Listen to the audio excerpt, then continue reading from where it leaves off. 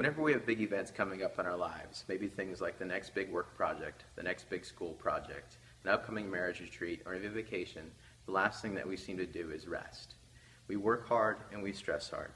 Until we arrive at that retreat, until we finish that project, until we board that plane, we find ourselves stressing hard and working harder than ever. We seem to be so busy preparing, stressing, and allowing our minds to be consumed by what lies ahead that we don't allow any time for rest. It seems to be part of our culture at this point, definitely part of our DNA. The problem with that is we don't end up allowing any time for ourselves to rest in God and let Him prepare in us what He wants us to do, how He wants us to handle that retreat, how He wants us to handle that vacation, and how He wants us to handle that project. Part of preparation for Jesus being the sacrifice was rest. It seems to be a concept that's so foreign to us, but it was not foreign to Jesus. Luke 21:37 says, "Each day Jesus was teaching at the temple, and each evening he went out to spend the night on the hill called Mount of Olives." This indicates that preparing and resting was not a foreign concept to the Messiah, and it was part of his routine and his lifestyle.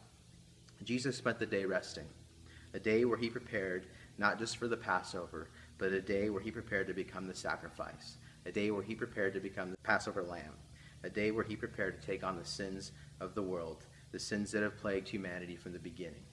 When I begin to think about Jesus and to think about what must have been going on through his mind, the last thing that I can do as a follower of him is begin to enter a state of rest.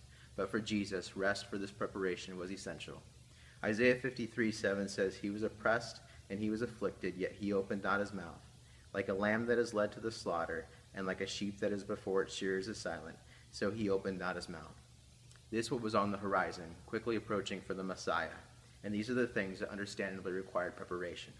Jesus knew what he was up against. He knew what was coming his way. He knew about his upcoming death.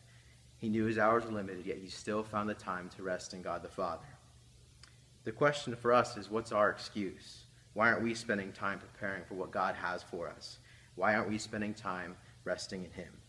Even though Jesus knew what was coming up, his next big project, the next big project of finishing his Father's business, he took the time to prepare for what he had to do. And for Jesus, just like it should be for us, it was all about resting in God the Father.